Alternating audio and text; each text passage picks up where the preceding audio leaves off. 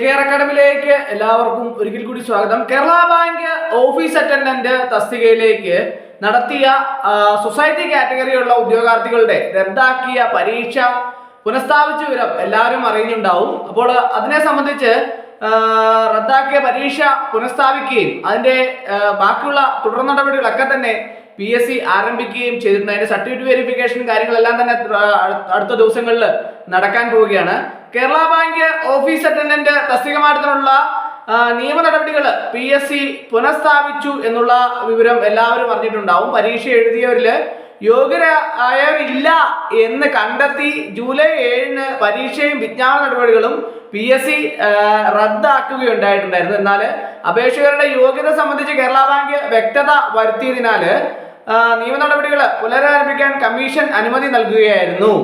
അതുപോലെ തന്നെ കഴിഞ്ഞ ഒക്ടോബർ 26 നടത്തിയ പരീക്ഷയുടെ അടിസ്ഥാനത്തിൽ സാധ്യതാ പട്ടികയും പ്രസിദ്ധീകരിക്കുകയുണ്ടായി. പട്ടികയിൽ പരീക്ഷ എഴുതിയ മുഴുവൻ സാധ്യതാ പട്ടികകൾ ഉൾപ്പെടുത്തിയിട്ടുണ്ട്. 423 പേരാണ് പട്ടികയിൽ ഉള്ളത്.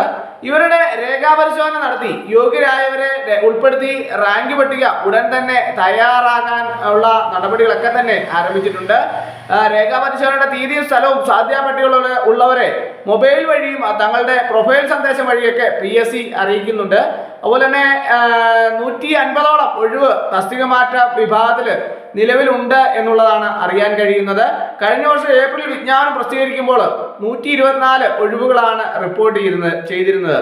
എന്നാൽ പ്രാഥമിക സഹകരണ ബാങ്കുകളിൽ 3 വർഷമെങ്കിലും ഫുൾ ടൈം കണ്ടിജന്റ് ജീവനക്കാരായി പ്രവർത്തിക്കുന്നവർക്ക് അപേക്ഷിക്കാമെന്നാണ് ചട്ടത്തിലെ വ്യവസ്ഥ. അതനുസരിച്ച് അപേക്ഷിച്ചവർക്കാണ് PSC പരീക്ഷ നടത്തിയത്. എന്നാൽ ഫുൾ ടൈം കണ്ടിജന്റ് ജീവനക്കാർ ആരൊക്കെയാണ് എന്നതിൽ വ്യക്തതയുണ്ടായില്ല. അതുതന്നെ കേരള ബാങ്കിൽ ഇക്കാര്യത്തിൽ വ്യക്തമായ മറുപടിയും ലഭിച്ചില്ല. ഈ കാരണാൽ പരീക്ഷയും വിജ്ഞാപനത്തിൽ തുടർ നടപടികളൊക്കെ PSC കഴിഞ്ഞ മാസം റദ്ദാക്കിയിരുന്നു.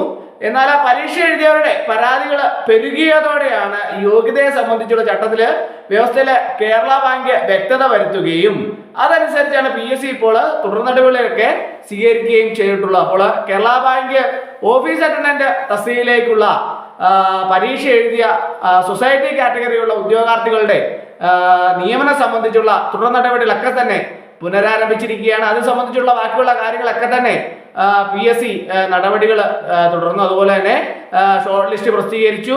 അതുപോലെ തന്നെ ഷോർട്ട് ലിസ്റ്റ് ഉൾപ്പെട്ടിട്ടുള്ള ഉദ്യോഗാർത്ഥികളുടെ ഒക്കെ തന്നെ അവർക്ക് സർട്ടിഫിക്കറ്റ് വെരിഫിക്കേഷന് വേണ്ടിയിട്ടുള്ള കാര്യങ്ങളൊക്കെ തന്നെ തീയതിയും സമയവും ഒക്കെ തന്നെ അവർക്ക് പ്രൊഫൈൽ സന്ദേശം വഴിയും മൊബൈൽ വഴിയും ഒക്കെ PSC അറിയിച്ചിട്ടുണ്ടെന്നാണ് അറിയാൻ കഴിയുന്നത്. അതോടൊപ്പം തന്നെ ഇവരെ സർട്ടിഫിക്കറ്റ് വെരിഫിക്കേഷന് ഹാജരാകുന്ന അവസരത്തിൽ ഓരോ ഉദ്യോഗാർത്ഥികളും തങ്ങൾ ഹാജരാക്കേണ്ട സർട്ടിഫിക്കറ്റുകൾ എന്തൊക്കെയാണ് എന്നതിനെക്കുറിച്ച് വ്യക്തമായ ഒരു അറിവ് ഉദ്യോഗാർത്ഥികൾക്കില്ലെങ്കിൽ തങ്ങൾ മനസ്സിലാക്കിയിരിക്കേണ്ട പ്രധാനപ്പെട്ട കാര്യം നമ്മൾ എന്തൊക്കെ സർട്ടിഫിക്കറ്റുകളാണോ PSC അപ്ലോഡ് ചെയ്യാൻ ആവശ്യപ്പെട്ടിരുന്നത് പ്രസ്തുത സർട്ടിഫിക്കറ്റുകളെല്ലാം തന്നെ വെരിഫിക്കേഷൻ സമയത്ത് ഹാജരാക്കാൻ വേണ്ടിയിട്ട് ഓരോ ഉദ്യോഗാർത്ഥിയും പ്രത്യേകം ശ്രദ്ധിക്കേണ്ടതാണ്. അതോടൊപ്പം തന്നെ മറ്റൊരു പ്രധാനപ്പെട്ട കാര്യം എന്താണ്, ഈ സർട്ടിഫിക്കറ്റ് വെരിഫിക്കേഷന് ഹാജരാകുന്ന അവസരത്തിൽ എന്തൊക്കെ സർട്ടിഫിക്കറ്റുകളാണോ PSC ആവശ്യപ്പെട്ടിട്ടുള്ളത് പ്രസ്തുത സർട്ടിഫിക്കറ്റുകളെല്ലാം തന്നെ PSC ആവശ്യപ്പെടുന്ന പ്രകാരം തന്നെ ഹാജരാക്കാൻ വേണ്ടിയിട്ട് എല്ലാ ഉദ്യോഗാർത്ഥികളും